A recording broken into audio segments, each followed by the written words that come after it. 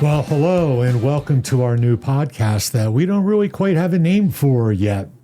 My name is Steve Yalasov. I'm a professor in the Material Science and Engineering Department. I've been here since 1989. Before that, I got my PhD in material science at University of Pennsylvania. I did a postdoc at Bell Labs, and now I'm here. I've been teaching since 1989, but ever since 2012, all I've done is team-based, project-based learning, and boy, do I love it, and that's what I'm going to be talking about. And my co-host... Hey everyone, I'm Tim Chambers. I am a lecturer in MSc here at the University of Michigan. I started here in 2014, but before that I did my PhD in physics, and I did a postdoc with NASA as well. I primarily teach lab classes, but I also teach Introduction to Engineering, and this spans a wide range of educational formats, from labs to projects to interactive lectures, pretty much the whole suite of experiences. So today we're going to start to talk about what should we name our podcast. So the really boring name is a materials education podcast, because after all, that's really what this podcast is about, sharing best practices with our colleagues in the materials community. Both Tim and I have been very active on our society's education committees. We've been involved with the North American Materials Education Symposium, and we're actually hosting that event this coming summer, and Tim and I are both on the organizing committee for that. So considering that we want to talk about education and materials education in particular, we're struggling with finding a name that's not quite so boring. So one of the first things I thought of was, what about tetrahedral teaching? And yeah, it's kind of geeky, but I think everyone in our field understands the power of the tetrahedra. But what do you think, Tim?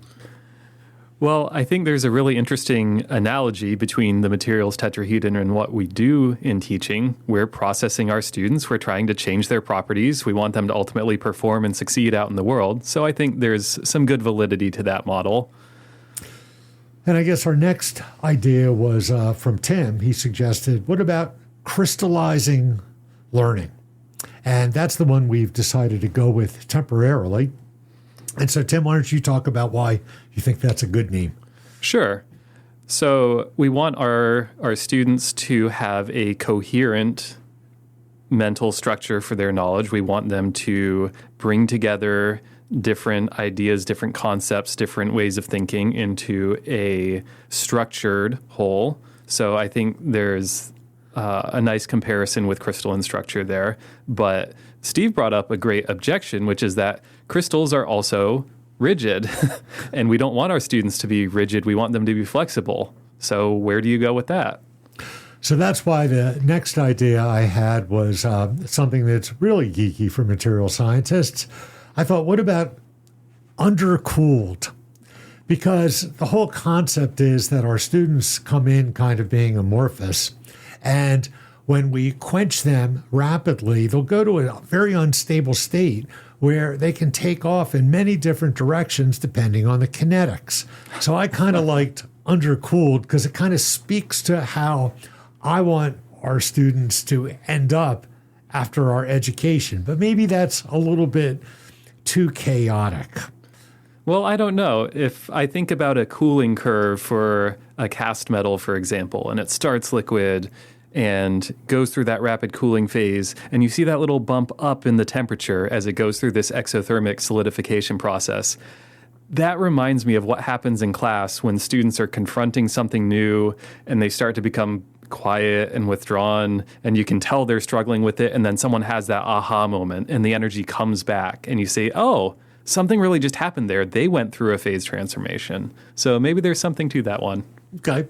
And of course, the other one that we could use that's sort of similar is transformational teaching. I'm a little worried about that because it means too many things to too many people, and we might be providing the wrong answer. So I think I like undercooled a little bit better because most people outside of the materials community will have no idea what we're talking about, but that's just fine because we're making this podcast for the materials community first. And maybe we'll draw some people in if they're wondering, what does undercooled mean? It is a good tease. The other way to beat the algorithm is, of course, to have forging in the title, because everyone still loves Forged in Fire. And that's what we do as well. We're forging engineers in these classes. That's right. That would be a good answer as well. And to make it a little less metal centric, we could even call it molding material scientist. So those are sort of the things. And I guess along that line, Tim came up with something for the ceramists. Well, alliteration is the cornerstone of any good title. And what starts with an S that might be of interest to a material scientist? Oh, of course, sintering.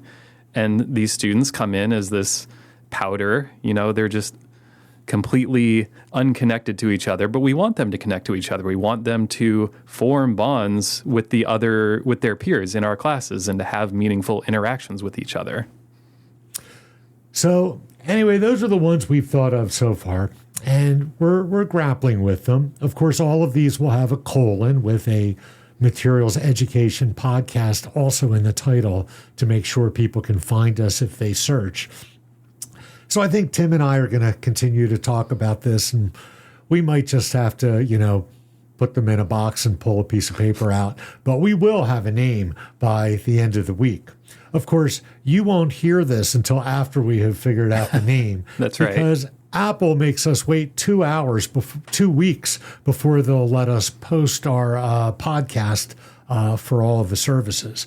So we're working on that. And we're also working on building our own website that we'll put in the show notes, because we'd really like to have people who are listening to this call in and give us questions. To do that, we're going to have a little utility on the website where you can push a button and you'll have 90 seconds to ask us a question.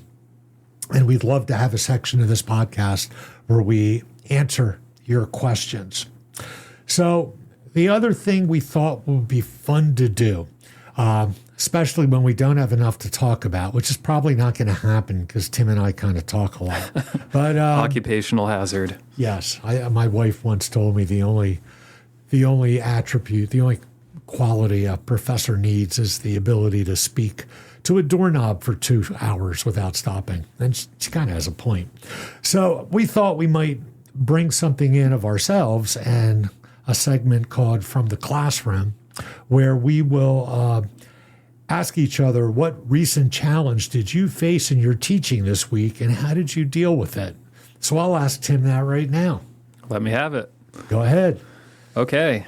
Well, a situation that I'm dealing with this week is that I have a student who is having some financial struggles personally, and it's really impacting the student's ability to participate in the class in terms of access to technology, in terms of having time available outside of work to spend with teammates, to work on group projects together.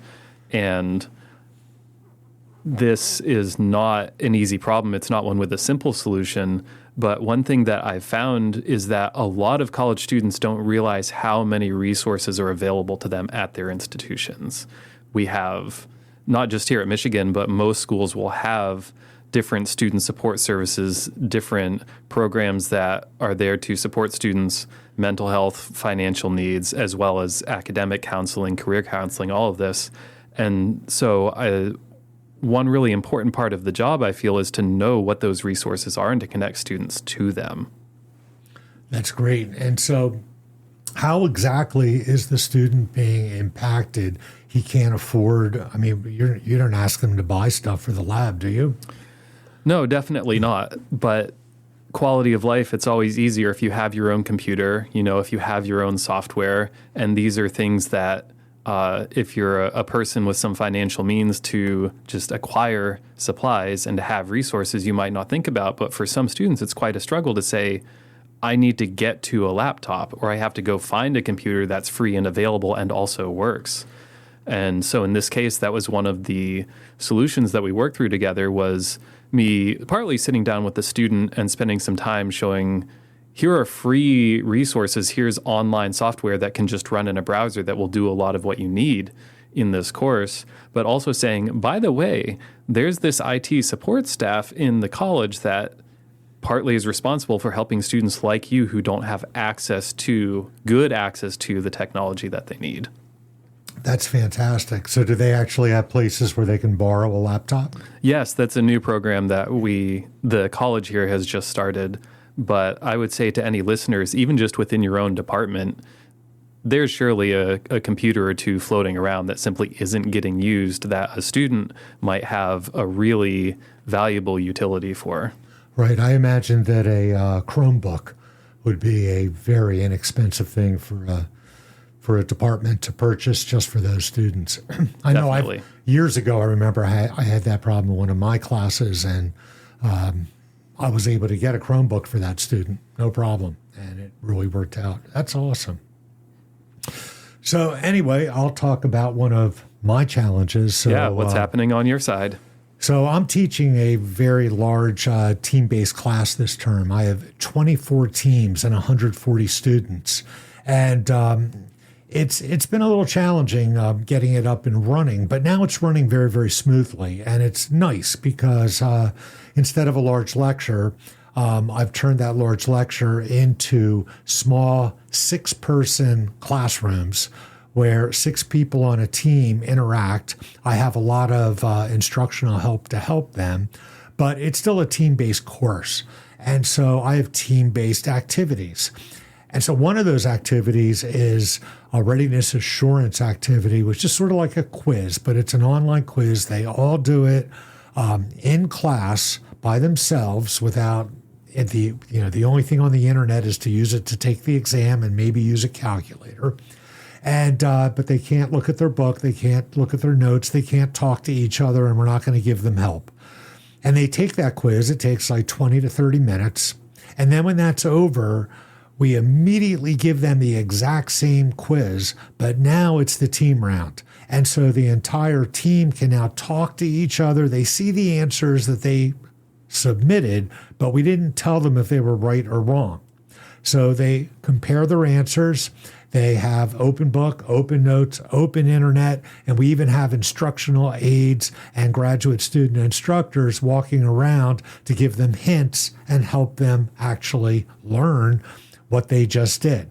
And then I weight one side of that 85% for the team round, 15% for the individual round, so I blunt the summative effect, and that's the grade they get, the weighted average of those things. And so all that sounds great until a student gets migraines and their vision goes out and they have to go to the hospital, which actually happened. And when you have 140 people, statistically, you're going to have more people who have these kinds of problems, or they're getting sick. I don't want them coming to class and getting the rest of us sick. Of course, I'll give them an excuse. But when they miss an activity like that because they just can't do it for real legitimate reasons, how do I deal with that? Yeah, that's something I think is worth reminding anyone who might be teaching a large class for the first time or for the first time in a while. The law of large numbers is very real. Improbable things will happen to you regularly when you just have that many people that you're working with. Yeah, I remember I had to teach a class that was 600 people, and we didn't have a classroom big enough to teach that. This was intro to materials way back in like 1998, I think this happened. And so I had to teach the class 3 different times during the day. Oh, no. It was horrible. My jokes are pretty bad to begin with, but the third time I told them in the day, bad. Oh my goodness. But when I had that, I had a student who couldn't come to class because he had to go to his parole hearing. I have not heard that one before. Yeah, and I had students coming in who were late because they got in an accident on the way to class, and the law of large numbers is a really real thing. But at any rate, how did I solve my problem? And I wanted to make sure that they, got credit for doing this activity. I wanted to make sure it was a learning activity. So I decided I would have a special, I teach with a mastery grading approach, which I'll be talking about separately, but they have to get an A in every unit for the unit to count. And, but if they can't do the unit, what do? I could just reduce the number of units and recalculate it, but that's not really doing anything for anybody. So instead, I came up with an alternate activity that I only allow people with pre-approved, with really good reasons for not showing up. And I'm having them make a short 2-minute whiteboard video about the topic that the RAA was on. And I want them to explain the objectives of this lesson, because they're all listed, to a high school student who's had some chemistry. Because that's not so easy to do, but it's something that if they could do, they would actually demonstrate to me that they mastered the material I was hoping they would demonstrate with my readiness assurance activity. Right. And that's what we actually want, is for students to be able to show us, I learned this and here's how I can prove it to you. Exactly. And since we've already done a whiteboard video exercise in class previously, they know how to do it. And it has to be handwritten, no cut and paste. They can't do a voiceover PowerPoint because PowerPoint is, has problems. You just cut something and you paste it, and it goes from wherever you cut it to wherever you paste it without ever going through your mind. And so when you have to draw something like a phase diagram, you worry about, is this curvature up or curvature down? And it kind of goes back to, when I was learning in the Stone Age and getting my degree, when we didn't have computers, we had to graph everything with India ink and French curves. And we thought about every single data point that we put on a plot. And that was actually useful. So anyway, that's what I did. And I think it's a good solution. So I don't know if that'll help anybody or not, but it was kind of fun coming up with that solution. Yeah, and it's a really good illustration of the most important point is for the students to learn. If they don't get to do the original thing that you hoped that you wanted them to do, there's something else that they can do that will still give them that learning opportunity. And grades, you can figure that out after the fact. I agree. So anyway, coming up, I'm planning on making a series about the team-based, project-based learning pedagogies that I've been using since 2012. And of course, I've learned a lot of these from Eric Mazur, who's a good friend. He also does optics, and my research is ultrafast optics with interaction with materials. And so hopefully we can get Eric to even come in and talk to us. He has a busy schedule. But that's what I'm going to be doing, and there will be probably 6-7 segments on that. And then I think Tim's planning a few as well. Yeah, definitely. So I guess I should casually flex that I spent about 4 years doing research on teaching and learning and lab courses, which means the lab is near and dear to my heart in many ways.